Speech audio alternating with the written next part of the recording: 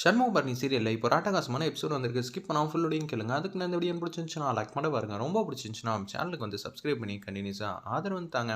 சாமி வந்த மாதிரி நடிச்சுக்கிட்டே வந்து பேசுகிறாங்க. எப்படி இருந்தாலும் கூடிய சீக்கிரம் உன்கிட்டேருந்து இருக்கிற பொருள்லாம் எனக்கு தெரியாதுன்னு நினச்சியா, இல்லை உன் பையன்கிட்ட வந்து பத்திரமா வந்து எடுத்து வச்சிருக்கியே, அதுதான் எனக்கு புரியாதுன்னு நினச்சியா அப்படின்னு சொல்லி சாமியாடி அந்த இடத்துல பேசுகிறாங்க. என்னடா அது, தெளிவாக வந்து பார்த்த மாதிரியே பரணி வந்து பேசுகிறா, புத்திசாலித்தனமாக பேசுகிறாளா, இல்லாட்டி இங்கே வேற ஏதோ ஒரு விஷயம் நடக்குதா, நமக்கே தெரியாமல் இன்ஃபர்மேஷன்லாம் லீக் ஆகுதாங்கிற மாதிரி யோசிக்கிறாங்க அந்த இடத்துல. பரணியோட அப்பா வந்து திங்க் பண்ணுற மாதிரி காட்டுறாங்க. சவுந்தரபாண்டி அந்த இடத்துல வீட்டுக்கு வந்து வந்துடுறாங்க. பரணி சொன்னதெல்லாம் நினச்சி பார்க்குறாங்க. கூடிய சீக்கிரம் வந்து ஏதோ ஒன்று நடந்துருமா அப்படின்னு சொல்லிட்டு கண் அசந்து தூங்குறாங்க. பரணி வந்து எல்லாரும் முன்னாடி வந்து அந்த பெட்டகத்தை வந்து எடுத்துட்டு, பார்த்தீங்களா இதைத்தான் நம்ம அன்னைக்கு காரம் மறித்து எடுக்க பார்த்தோம், ஆனால் கட்ட கடைசியில் பார்த்தா இது எல்லாம் வந்து இவரே வந்து மறைச்சு வச்சிருக்காங்க அப்படின்னு சொல்லி உண்மையெல்லாம் ஊர் மக்களுக்கு வந்து புரிய வைக்கிற மாதிரி காட்டுறாங்க. பார்த்தா இது எல்லாம் அவரோட கனவு போல தெரியுது அந்த இடத்துல. ஐயோ, இனிமேட்டு சும்மா உட்காந்தா என்னைக்கா இருந்தாலும் பரணி வந்து மிகப்பெரிய ஆப்பு வந்து வச்சிருப்பா. வீட்டில் இல்லைன்னா வேற எங்கே வச்சிருப்பாங்கன்னு பரணி வந்து யோசிப்பா. நிச்சயம் வந்து ஸ்டேஷனில் தான் வச்சிருப்போன்னு அவளுக்கே நல்லா தெரியும். நம்ம எதாவது ஒன்று பண்ணணும். ஒன்று சனியன்கிட்ட எதுவும் ஐடியாவும் இருக்கா? ஒன்று அவரோட அசிஸ்டண்ட் வந்து பேசுகிறாங்க. நம்ம சனியன் என்ன, நீ முதல்ல முன்னாடி போல இல்லை அப்படின்னு சொல்கிறாங்க. என்னல சொல்கிற, இந்த சௌந்தரபாண்டி தோற்றத்துலேயும் சரி குணத்துலேயும் சரி எதுவும் மாற்றம் வந்துருச்சா, இல்லை பரணி மாதிரி நான் வந்து அந்த பக்கம் சாஞ்சிட்டேனா, அப்படியெல்லாம் சொல்லையா. நீங்கள் இப்போ முன்னாடி மாதிரி வேகத்தோடு நடந்துக்கிறதே இல்லை. ஆரம்பத்தில் எவ்வளோ வேகமாக இருப்பீங்கன்னு தெரியுமா, அவங்கள அடி மேலே அடி வந்து கொடுத்துக்கிட்டே இருப்பீங்க, குடைச்சல் மேலே குடைச்சல் கொடுத்துக்கிட்டே இருப்பீங்க. ஆனால் இப்போ அவங்க தான் உங்களை திருப்பி அடிக்கிற மாதிரி தெரியுது. ஒவ்வொரு வாட்டியும் நீங்கள் தான் தோத்துக்கிட்டு இருக்கீங்க. நீங்களே யோசிச்சு பாருங்கள், ஸ்கூல் விவகாரத்தில் தோத்தீங்க. ரத்னா சாதாரண டீச்சராக இருந்தாங்க, இப்போ அவங்கள நீங்களே வந்து பிரின்சிபலாக ஆக்கி விட்டீங்க.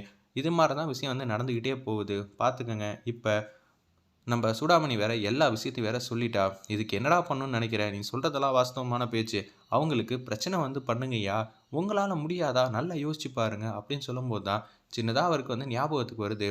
ஆல்ரெடி வந்து பரணி வந்து ஒருத்தவங்கள்ட்ட 5 லட்ச ரூபா பணம் வாங்கினப்ப நம்ம சவுந்தரபாண்டி வந்து பணத்தை எல்லாத்தையும் கொடுத்துட்டு அந்த வீட்டு பத்திரத்தை வந்து வாங்கினாங்கல்ல, அதை ஞாபகப்படுத்தி பார்க்குறாங்க. சனியா சூப்பர் ஐடியா வந்து கொடுத்துருக்க, நான் என்ன ஐடியா கொடுத்தேன், நீ தான் ஏன் கோடு போட்டு வச்ச, நான் உள்ளே போயிட்டு வந்துடுறேன்னு சொல்லிட்டு அந்த இடத்துல குடுக்குன்னு வந்து உள்ளே போகிறாங்க. என்னடா ஐடியா கொடுத்த அப்படின்னு சொல்லி நம்ம பாண்டியம்மா வந்து கேட்குறாங்க. தெரியல, நான் ஏதோ யதார்த்தமாக நீங்கள் பழையபடி நடந்துக்கிறது இல்லை அப்படின்னு தான் சொன்னேன், ஆனால் ஐடியா கொடுத்தேன்னு சொல்கிறாங்க அப்படின்னு சொல்லும்போது பத்திரத்தை எடுத்துகிட்டு வராங்க.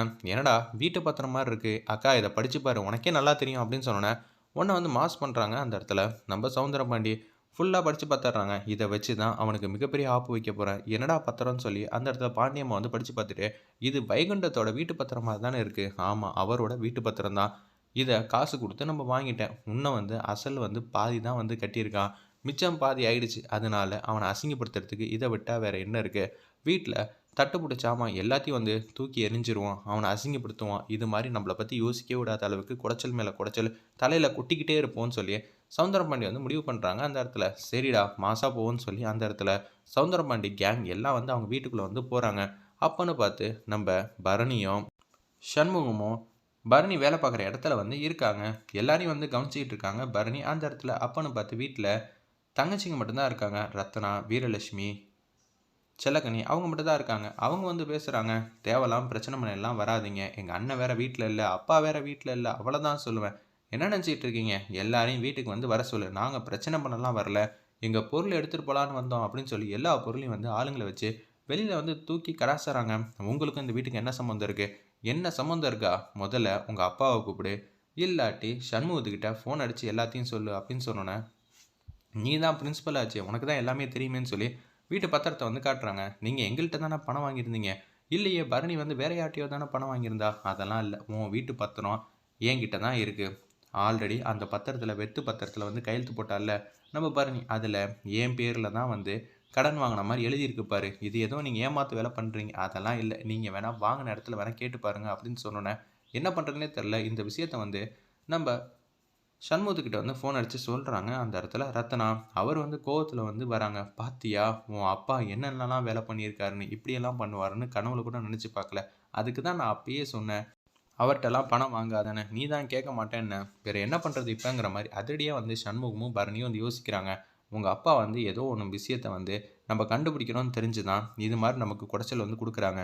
பரணி நீ யோசிச்சதெல்லாம் கரெக்டு தான், இப்போ இந்த பணத்தை வந்து கூடிய சீக்கிரம் வந்து கட்டிட்டு வீட்டை வந்து மீட்டே ஆகணுங்கிற மாதிரி சண்முகமும் பரணியும் அதிரடியாக வந்து யோசிக்கிறாங்க. வெயிட்